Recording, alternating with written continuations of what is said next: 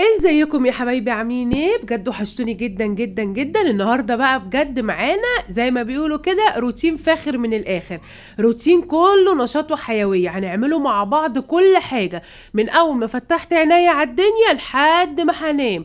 بجد كان روتين متعب جدا جدا، بس انا حبيت اوريكم يوم من ايامي. بتبقى الايام بجد صعبه عليا وعلى كل ست بيت، غسيل بقى ومواعين واكل وترويق. بجد ربنا يعيننا ويقوينا ويدينا يا رب يا رب الصحة. بجد ما تفوتوش الروتين ده، خليكم معايا وشوف هنعمله مع بعض ايه. دلوقتي بقى نجهزه مع بعض. الفطار ده كان همبرجر حطيته في الصينية من غير ولا نقطة زيت وهدخله الفرن. دلوقتي بقى هنتبل معاكم البانيه. جبت نص كيلو من البانيه، بس دي ايام ما كانت البانيه يا جماعة مش بسعر النهاردة، الفيديو ده بقاله فترة. جبت طماطمية بشرتها وحطيت عليها البانيه وحطيت التوابل بقى بتاعتي. معايا بهارات فراخ، زعتر، بابريكا، بصل باودر، توم باودر، رشة سكر وملح، وحطيت شوية خل صغيرين جدا. ما تكتريش الخل علشان الخل بيهري معاكي البانيه. تبلتها وحطيتها في التلاجة عشان بحبها تقعد في التتبيلة فترة طويلة. دلوقتي معانا بقى خيار هنقطعوه كده حلقات، ومعانا الطماطم طبعا بنشيله الراس بتاعتها دي عشان دي طبعا مش صحية، وهقطعها برضو حلقات علشان نعمله مع بعض طبعا الفطار.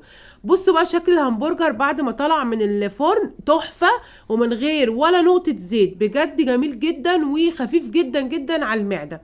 وزي ما انتم شايفين قطعنا الخيار والطماطم، وجبت الكاتشب وجبت الكايزر. وبحب اقطع الكايزر كده بالمقص عشان ما يفرولش معايا، بس هو كان طازه وكان حلو جدا، كنت جايباه من فتح الله. زي ما انتم شايفين بتحبوا تحطوا بقى الكاتشب مايونيز حطوا، بس احنا ما بنحبوش المايونيز في الهمبرجر، فبنحط شويه كاتشب صغيرين كده وبنحشوه مع بعض، بيبقى طعمه حلو جدا، احلى وانضف مليون مره من المحلات. وهحط قطعتين من الطماطم وقطعه الهمبرجر. لو عندك خاص حطي، بيبقى حلو جدا، بس انا للاسف ما كانش عندي. وحطيت الخيار. وطبعا بصوا بقى شكل الهمبرجر جميل جدا، وطعمه بيبقى فوق الروعة، حلو قوي. وجربوه بالطريقة دي مش هتندموا، بجد طريقة حلوة قوي قوي قوي. لو عندك خاص زي ما قلت لك حطي، بتحبي تقطعي البصل الاحمر حلقات برضو حطيه، بس للاسف انا ما بحبش يعني الهمبرجر بالبصل، ما جربتوش قبل كده بصراحة. خلاص فطرنا والحمد لله. هنعمله بقى مع بعض يعني ايه زي ما بيقولوا ايه متنوع من المشروبات الساخنة. كل واحد كان ليه طلب معين، وطبعا انا وقفت ايه عملت لهم الحاجة السخنة اللي هيشربوها. طبعا في حد هيشرب موكا، في حد هيشرب اللي هو نسكافيه بلاك ده بتاعي، انا حطيت اللي هو السكر الدايت. بشرب بيه كل المشروبات الدافئه، بيبقى حلو قوي. ده يا جماعه اللي هو روز جاردن نازل جديد، اللي هو النسكويك. بس طبعا النسكويك غالي جدا جدا جدا، لكن روز جاردن منزله العبوه دي ب9 جنيه. طبعا الفيديو ده من فتره، فانا مش هقول على الاسعار بصراحه، لان الاسعار زي ما احنا شايفين كل يوم في زياده. يبقى هنعمل موكا مع بعض اللي هو النسكافيه، وهنعمل نسكافيه بلاك، وهنعمل اللي هو نسكويك اللي هو روز جاردن. طبعا كل واحد ليه طلب معين ف بعمله لهم. خلاص كده اهو. احط بقى المية السخنة. بصوا يا جماعة، يا مهم مش عيب ان اي يوتيوبر يا جماعة يتكلم على الاسعار. انا شايفة ان كل اليوتيوبر على كل القنوات بيتكلموا على الاسعار. اصل انا شفت حد يعني يوتيوبر بتقولك لا ما تتكلموش على الاسعار. طب يا جماعة احنا كلنا عايشين على ارض واحدة يعني، او انتي من كوكب تاني؟ انا مش فاهمة. كل اليوتيوبر ويعني اكبر يوتيوبر في قنواتهم بيتكلموا على الاسعار، لان الاسعار دي بجد بقت حاجة مملة جدا. كل يوم الاسعار في الزيادة في الزيادة، فطبعا دي حاجة لا تحتمل، فلازم كلنا طبعا بنتكلموا فيها. ايه يعني؟ انا مش شايفة ان فيها اي مشكلة. كنت نفسي بجد اتكلم معاكم في الموضوع ده، فافتكرت ان انا بقول لكم بجد مش هتكلم على اسعار، لان الاسعار كل يوم في زيادة. وطبعا عاملة شاي اهو سادة، بس نسيت اقول لكم عليه. كان كل واحد ليه طلب، وانا ايه عملت لكل واحد الحاجة اللي هو حاببها او طالبها مني. طبعا بقول لكم ما تنسوش اللايك.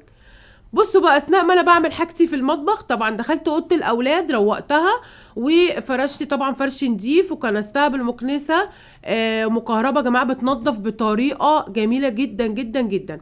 هطلع بقى طبعا على الصاله، هكنس اللي هي السجاده الشاك دي طبعا لازم تعلي المكنسه مكهربه على اعلى سرعه عندك، علشان تقدر تشفط معاكي الاتربه والحاجه اللي في الشعر، لانها بجد صعبه جدا في تنظيفها. دخلت بقى على الانتريه، طبعا لازم نشيله الشلت والترابيع وكل حاجه، وتنفضيها كويس جدا، وترجعي كل حاجه تاني لمكانها. بجد الحركه دي حلوه، لان انت لو قاعده مثلا بتاكلي لب او فشار او اي حاجه، بتلاقي الحاجه دي كلها موجوده تحت الشلته، مش عارفه ازاي بجد. بتحسي ان في كائنات غريبه عايشه معاكي في البيت. خلاص بصوا كده روقت اهو، نضفت الكنبه. دلوقتي بقى همسح ترابيزه الانتريه. انا بحب دايما جدا امسح بالمناديل المبلله، بجد يا جماعه حلوه جدا وسهله، وبتنضف لك الحاجه وفي نفس الوقت بتعطل لك الحاجه اللي انت بتمسحي بيها. بجد روعه حلوه جدا جدا. انا باخد تقريبا منديل او منديلين، لان هو بينفعني في حاجات كتير قوي. المناديل المبلله بجد اختراع حلو جدا. مسحت كل حاجه بقى، مسحت بتاعت المناديل، ومسحت الطقطوقه، ومسحت البونبونيره، مسحت كل حاجه موجوده على الترابيزه. طبعا دلوقتي بقى هشغل المكنسه وهكنس طبعا السجاده. انا كنت حاطه حافظه بس انا غسلاها علشان ان شاء الله يعني هروق بقى في تنفيضه كده يعني تمام تمام يعني في الريسبشن، فهغسل الحافظه وافرشها تاني. بصوا بقى هكنس السجادة كويس، عشان طبعا لو في بواقي اكل او اي حاجة من الاولاد. المكنسة بجد المقاربة دي يا جماعة عملية جدا جدا، ولما بتيجي طبعا تكنسي مش بتلاقي فيه تراب زي المكنسة العادية. وغير طبعا ان هي عشان ظهر الواحد طبعا وجعه، فهتكنسي بالعادية بجد بتكسر الظهر، لكن اللي هي المكنسة المقاربة دي روعة. طبعا اخش بقى على تنظيف البوتاجاز. ده روز جاردن. روز جاردن برضو اللي هي شركة تبع فتح الله، عاملة برضو اللي هو المسحوق المواعين ده مركز وحلو جدا وريحته تحفة. طبعا انا بغسله كده يوميا، لكن طبعا في طبعا غسيل زي ما بيقولوا كده عميق جدا جدا جدا للبوتاجاز. ان شاء الله مرة اعمله معاكم. دلوقتي بقى خلاص يعني بعد ما الفراخ البانيه اتبلت فترة طويلة في التلاجة، هشويها يا جماعة. انا بحبها مشوية. طبعا بتوفري زيت، طبعا اسعار الزيت بقت اوفر قوي وصحية. غير ان انت بتوفري زيت، ان انت كمان بتحافظي على صحتك، لان الزيت احنا كلنا عارفين ان هو مضر جدا جدا جدا. ومش كل الناس يا جماعة تعرف تجيب زيت ذرة او زيت عباد شمس، خلينا صراحة مع بعض. ناس كتير جدا بتستعمل زيت التموين، فالله يعيننا جميعا والله. طبعا اخد بقى كل التحبيشه بتاعتها والتوابل بقى والحاجات الحركات الجميله دي احطها عليها. وطبعا الصينيه اللي انا عامله فيها او الطاسه ما فيهاش نقطه زيت. بعد ما يعني شويه كده بوطي بقى ايه عليها. انا كنت جايبه خيار وجايبه بتنجال وجايبه شويه كده خضار من السوق، فحبيت طبعا ايه اوريهولكم ونغسله مع بعض. انا بحب اغسل الخضار كويس جدا، وبعد كده بصفيه على فوطه التنشيف دي. روعه روعه روعه جميل جدا، لان انا ما بحبش اشيله في التلاجة وهو فيه ميه، يعني لازم ايه تنشفيه معاكي. دلوقتي بقى بغسل الخيار وبغسل البتنجال، وكنت جايبه فلفل كوبي. طبعا زي ما اتفقنا مش هقول على اسعار علشان الفيديو ده بقاله فتره، فطبعا الاسعار ايه كل يوم طبعا في الزيادة. الخيار بقى بحبه جدا الصبح مع جبنة بيضة او مع الفلافل، بيبقى حلو قوي. بص شكله حلو قوي. طبعا سيبته تصفى شوية. جبت بقى المنظم اللي بحطه في التلاجة، وحطيت مناديل مطبخ عادي جدا، ما بحطش فوط او حاجة، لا مناديل مطبخ، وبحط عليها كل الخضار بتاعي. وبعد كده بشيلها في التلاجة. بجد بتحافظ جدا على الخضار. دلوقتي بقى معانا الرز. معايا بصوا دي كانت شكارة 10 كيلو، فخلصت كلها، فاضل حبة صغيرين، فهفضيها في منظم الرز. الرز ده حلو جدا جدا جدا، بس انا مش متذكره اسمه. ونضيف قوي، وبجد بتغسليه على طول تحطيه في الحله، طعمه حلو قوي وما بياخدش سوا ومش ناكر قدامه. ده رز عادي بتاع تموين، ما رضيتش افضيه، حطيته زي ما هو كده في الكيسه. انا حبيت يعني اوريكم يومي، هو ده يومي بجد يا جماعه. جايبه شعريه اللي هي روز جاردن، دي برضو حلوه، وتعتبر يا جماعه ارخص انواع المكرونات عند فتح الله اللي هي روز جاردن. برضو انا مش فاكره سعرها. دي 400 جرام بجيبها، بتقضيني كام مره، حلوه ماشي الحال، هنعمله ايه. عفضي طبعا النسكويك اللي هو برضو روز جاردن، في برطمان كده. بحب كل حاجه اجيبها افضيها في برطمانات، بجد بتبقى عمليه وحلوه قوي. بصوا يا جماعه، ده بقى ملح هيمالايا، حلوه قوي قوي قوي لمرضى الضغط، حلو جدا. طبعا انا دايما ضغطي بيبقى عالي، فالملح العادي ده بيعلولي اكتر، فملح هيمالايا اللي هو الروز ده حلوه قوي قوي قوي قوي. وليه يا جماعه فوايد كتيره جدا جدا جدا، اعملي كده سيرش عليه على النت، هيطلع لك ليه فوايد رهيبه حلوه قوي يا جماعه. بصوا ده كان نشا، جايباه برضو حفظيه في برطمان. هو كان عندي حبة كده صغيرين في كيسة، فايه قلت افضيه في البرطمان.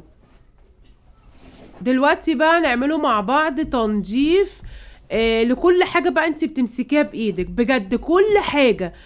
ده ديتول، هو بديل الديتول، حاجة كده روعة، ريحته حلوة قوي، معقم ومعطر في نفس الوقت.